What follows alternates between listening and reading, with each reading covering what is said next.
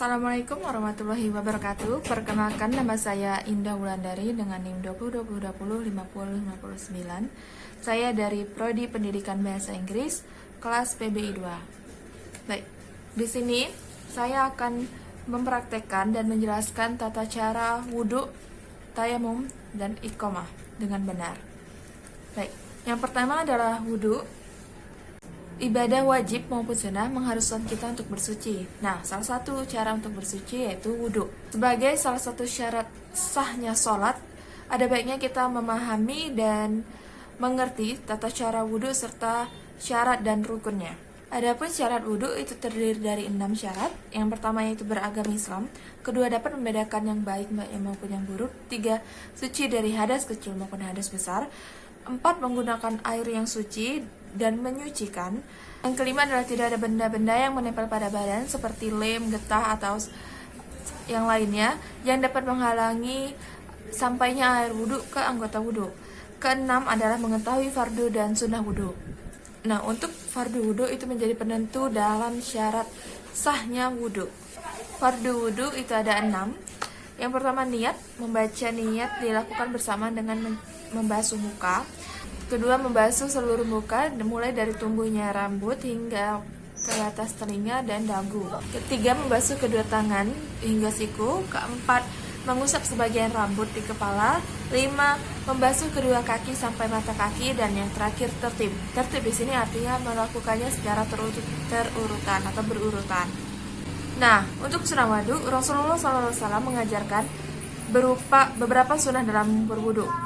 Sunnah wudhu memiliki banyak keutamaan di sisi Allah Subhanahu wa Ta'ala. Nah, berikut sunnah dari wudhu. Pertama, membaca basmalah ketika akan memulai wudhu. Kedua, membasuh kedua tangan hingga pergelangan tangan. Ketiga, berkumur-kumur. Keempat, membasuh lubang hidung. Kelima, menyapu sebagian ataupun seluruh kepala. Keenam, mendahulukan anggota yang kanan baru yang kiri, seperti saat kita membasuh tangan, dahulukan tangan kanan baru tangan kiri. Ketujuh, menyapu kedua telinga dari bagian luar hingga bagian dalam. Kedelapan, setiap basuhan atau usapan dilakukan sebanyak 3 kali. Kesembilan, menyela jari-jari tangan dan kaki. Ke-10, membaca doa setelah wudhu. Doa wudhu yang sesuai yang dianjurkan adalah Asyhadu alla ilaha illa wahdahu la syarika lahu wa asyhadu anna Muhammadan abduhu wa rasuluh. Allahumma ja'alni minat tawabin wa ja'alni minal mutatahhirin wa ja'alni min ibadikahis sholihin. Karena kita telah mengetahui syarat dan sunnah maupun fardu dari wudhu, langsung saja kita praktekkan cara berwudhu. Kita akan mempraktekkan tata cara wudhu sesuai dengan yang dianjurkan. Rukun wudhu itu ada 6. Baik. Yang pertama adalah niat.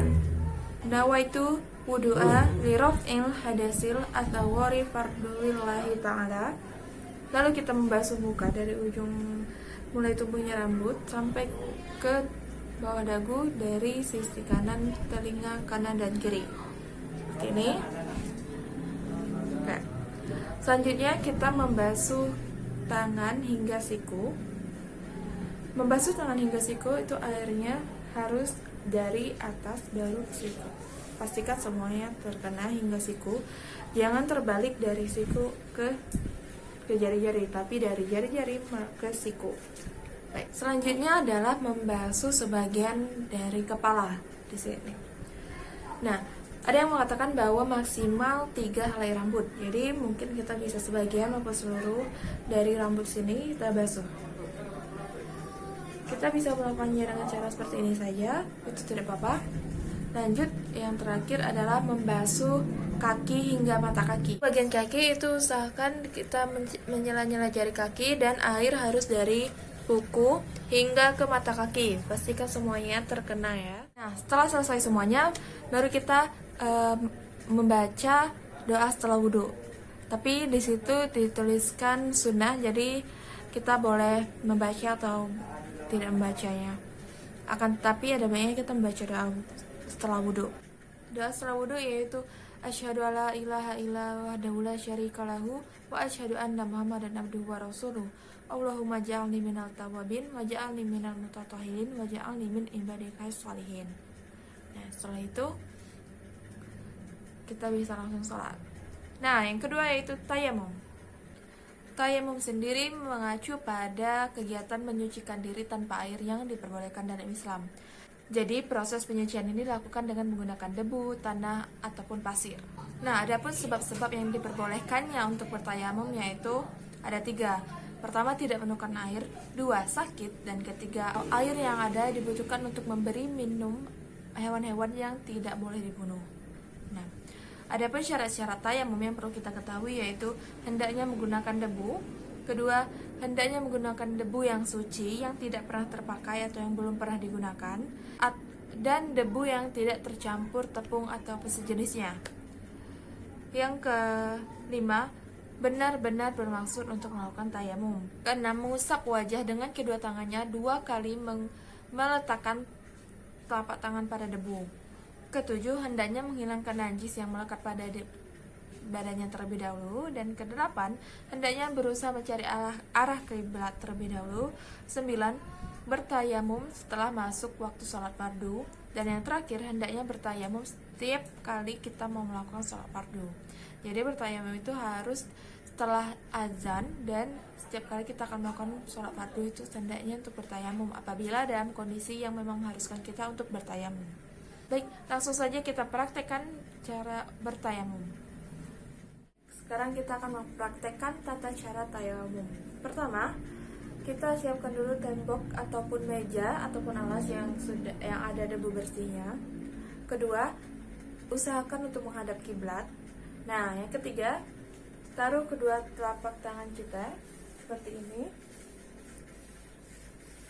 Lalu tepuk tiup dan baca niat tayamum. Nawaitu tayamuma listibahati sholati fardolillahi ta'ala. Lalu baru kita usapkan ke seluruh wajah. Usahakan pada 1 kali saja karena lebar 2 telapak tangan itu lebih lebar daripada wajah. Seperti itu.